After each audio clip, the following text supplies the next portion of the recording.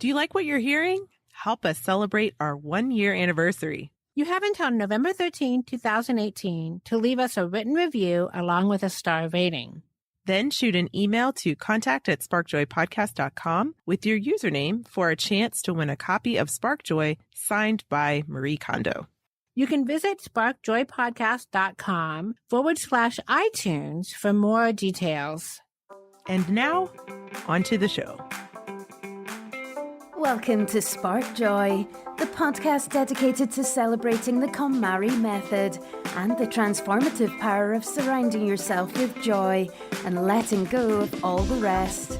With your hosts and certified KonMari consultants, Kristen Ivy and Karen Sochi. And now, here's the show.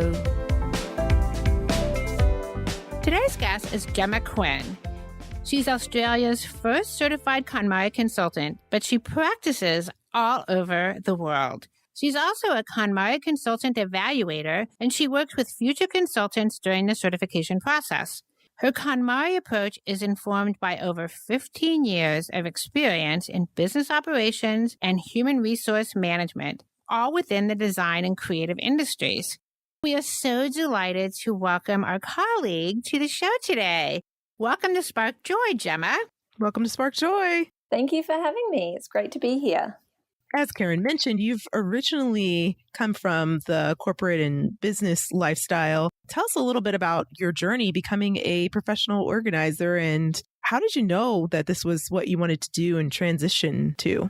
Yeah, so this is probably a bit of the story of my life. I've always thought about how items are stored, how they were accessed, how they were used, which items were nicer than others, for instance. So it's really something that's come naturally to me. So there was never a point in my life where I started thinking about how to organize things.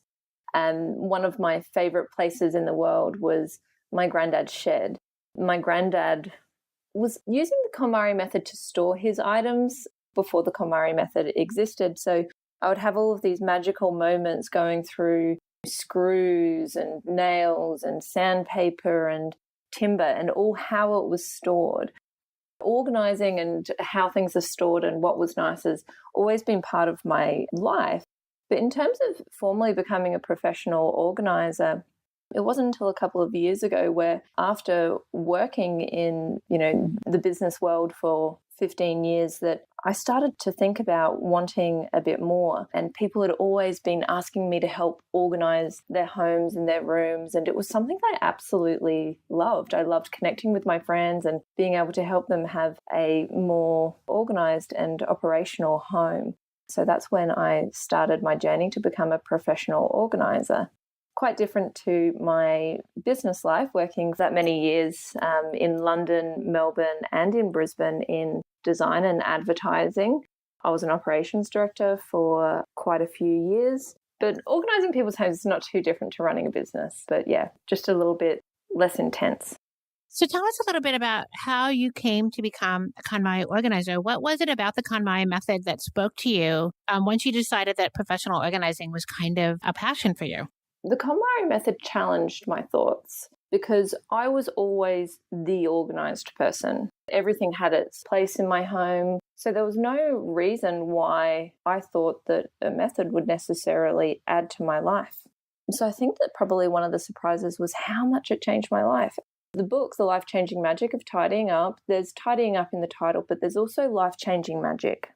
It was the act of the joy checked and thinking about my ideal life that really challenged me and allowed me to connect and engage with my items and belongings far more than I ever had. And it allowed me to kind of have this increased sense of happiness. So although I was always really organized, I just had this greater sense of connection. It touched my soul. I was really taken back by that. Once I discovered it, you can't let it go. It just brings so many different amazing things into your life. There's the physical aspects of tidying up in the KonMari method, but it relates to every aspect of your life. I can't kind of emphasize that enough. And I would think that being from Australia, making the commitment to come to the States to go through one of the seminars was kind of a big commitment for you. What was that process like? How did you learn about the idea of becoming a consultant? And how did you decide that that was something you were going to take the risk and do? It was actually my aunt who, first of all, showed me the book, and she was also the one that encouraged me to do it. And I guess there is a risk associated with spending the money and going to the seminar, going to the States from Australia. However, there was a risk of not being happy and not continuing the way that life was. And so I felt like the risk was minimal, because being able to help someone live a life full of joy is a risk worth taking. I think that's really well said. It's almost as though the risk of not doing it is worse than the risk of doing it once you realize that really that's the path for you, that's really what's going to spark joy. Yeah, the risk is huge. The risk of not being happy is massive. That's one of the biggest risks in life. I think that's so interesting you brought that up, because I was literally thinking about that today, because I was reflecting back on a talk that I gave about KonMari yesterday. And there was someone who asked me, what do you do if you don't have motivation to tidy? And I was talking about how the actual act of trying and conquering of the fear basically is what propels you into moving forward, because you can't wait around for the motivation, because it might never come, most likely. Right. Really, it's the action that breeds the motivation and the action that cures the fear. And I was thinking about, why is that resonating with me today in a different way? And I thought about how risky it is for us to, leave our secure, quote unquote, careers in corporate life or business and things like that, where we're not small business owners or entrepreneurs, and then switch over to that lifestyle. And I thought about how much risk it can be attributed to that. But then I thought about, what's the worst case? If all things fail, oh, well, I'll go back to that other life, or, figure out something else to work on. But I can look back and reflect on those seasons and moments of my life and say, well, at least I tried. I heard I think it was Tim Ferris quote the other day.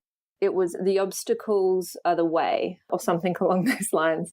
And basically, if you can deal with your obstacles, deal with your biggest obstacle, and then you can move forward. And that sets you free. And getting started is always the hardest part. And as you were both talking, I was thinking about how this applies to our clients as well, because we are always welcome to keep doing what we're doing. To decide that you are not satisfied with the way your home looks or the way you relate to your possessions is really taking a risk to do something different. So, again, I think having taken the risk to make a big change in our own lives, to become consultants, it helps us to be empathetic to our clients who are also taking what for them can be an enormous risk in making changes that will impact the rest of their lives. When you're joy checking an item, a lot of the time people are thinking about risk. So, for instance, if you have 10 towels and you joy check them and they say, but I want to keep these just in case. And I'm like, okay, well, what's the risk of, if you do let it go, you weigh up the joy risk almost. So the joy of only having a few really beautiful, lovely towels that they really enjoy having, or the risk that something may happen to those, and that you will then need additional towels to use. And so for me, if somebody has the money to go and buy additional towels, or they can donate them, managing the risk, knowing what it actually is, but then you can actually let those towels go and create joy. So I know it's a slightly kind of obscure thought, but you're taking that risk and turning it into joy.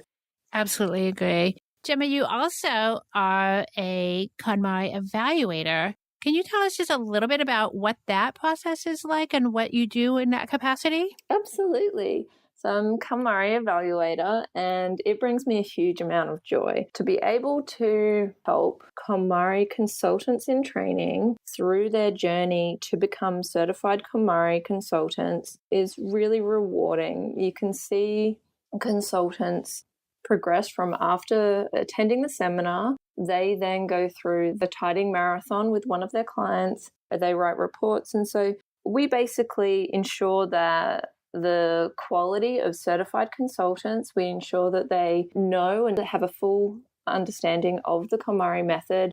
They know how to apply it in a consulting situation, and that they can work with the client to get the full benefit of the KonMari method.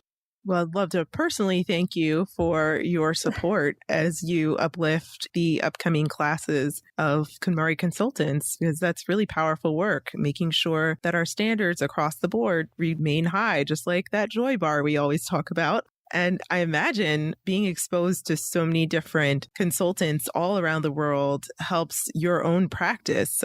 We'd love to talk more about that because we know that you are basically a traveling KonMari consultant and you've seen so many different clutter situations, really nations of clutter, if you will. Let's start by letting the listeners know where you have KonMari'd across the world. Okay. Yes, I have KonMari'd around the world. I do specialize in intensive immersions.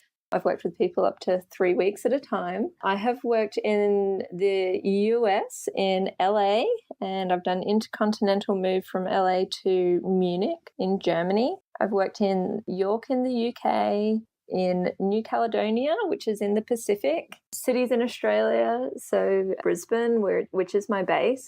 I absolutely love the world. I want to live in the world. I want to be a citizen of the world. And it's a nice combination of being able to evaluate trainees from all around the world and understanding the differences in culture and also the differences in how homes operate, the size, what it might mean to live in a home in Finland versus a home in Bundaberg, which is subtropical. So they're quite different.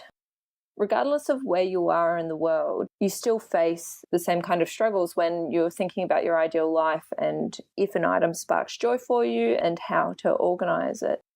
You also lived in Japan as well. So if you could break down some of those specific differences of either the lifestyles, the living environments, or the way KonMari is executed.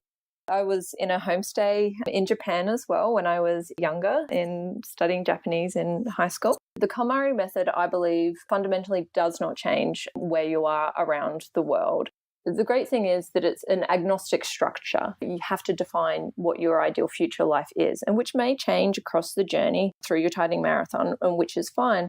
But that gives you the basis to make those decisions that will change depending on where you live. Knowing what really brings you joy, that will change by culture. But I guess some of the differences in terms of working in specific countries, in the US, you use all-purpose flour, whereas in Australia and in the UK, we have plain flour and self-raising flour. There's different words for things. In Australia, we call them doonas. In the UK, they call them duvets. And in the US, you call them a comforter, maybe? Yes. Yeah. Sure. So they're all different sizes all across the world. For me, it's fascinating and I absolutely love because you learn so much about what really makes them happy. So because I kind of transition into different cultures, it's like you're going in without a preconception of what it should be because you're going in without an understanding of what is done normally, what is socially acceptable or how it should be. Joy is probably the one constant. Yeah, absolutely. Is there anything else that's kind of more universal? I mean, the big lesson for me is this method really is universal.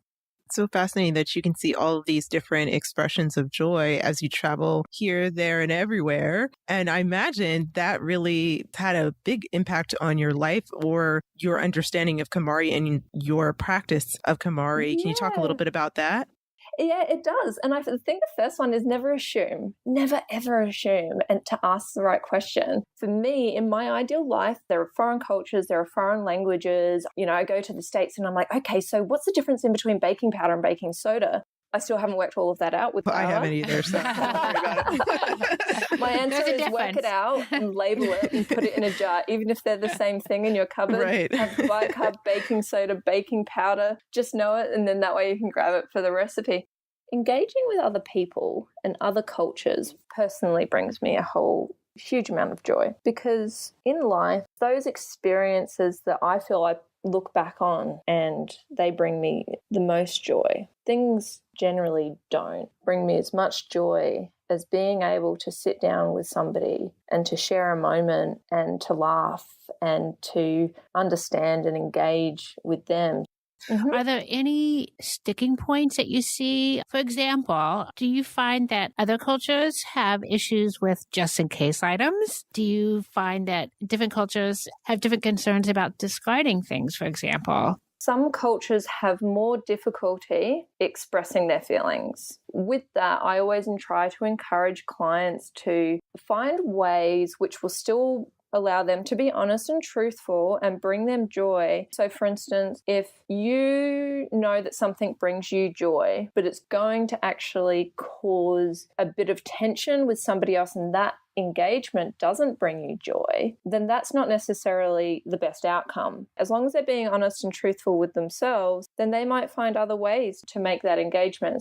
Thank you, Gemma. This is great insight on how KonMari translates across cultures. And I'm really curious, while we have you as a KonMari consultant, what your favorite tidying tip is. I'm going to give two because one's not necessarily a tidying tip, and that is joy check properly. Like, interrogate yourself. Like, a lot of people will just pick things up and they go, this sparks joy, this doesn't. Grow your sensitivity to knowing what sparks joy for you. It will change your life. That is the most powerful thing. My other favorite tidying tip is boxes. They're just amazing. I love them. Play Tetris, like get smaller and smaller. Try and get to the point where you've got every single item in your house in a box. It just works. Yes, that's great. You and Marie Kondo love boxes. And I love how you described it as Tetris, because I think that emphasizes the fact that storage is very fluid and flexible. And we just have to keep playing around with it throughout the process until it clicks in place. So we love that suggestion. Yeah, it really is a game. Well, those are great tidying tips. And Gemma, we ask all of our guests at this very moment, what sparks the most joy in your life? Oh, people, like the engagement with people and everything. Awesome. And do you have any parting words of wisdom for our Spark Joy listeners? Just start with a small category and just keep going. Reach out to the KonMari Consult community. Everybody there will give you a whole heap of encouragement and keep you going. Write your list of all of your categories, subcategories, and just keep going through in order. And good luck. We're all barracking for you. Thanks so much, Gemma. We loved having you here on Spark Joy. Thank you for having me. It was so lovely to be able to talk and share the method with you. You can find Gemma at gemmaquinn.com.au or on Instagram and Facebook at gemmaquinn.KonMari Consultant. So now we want to hear from you. Tell us your burning tidying questions or share stories about how KonMari has impacted your life. You can find us at sparkjoypodcast.com and click Ask Spark Joy to leave a question or comment for a chance to be featured on next week's show. While you're there, sign up to join our Spark Joy podcast community and get notified when each episode airs. You can also join the Spark Joy podcast community on Facebook, Instagram, or Twitter at the handle @SparkJoyPodcast. Thanks for tuning in, and we hope your day sparks joy.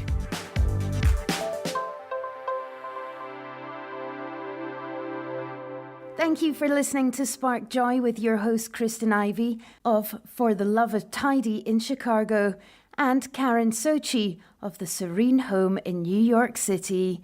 Spark Joy, the podcast, is not endorsed by or affiliated with KonMari Media Incorporated.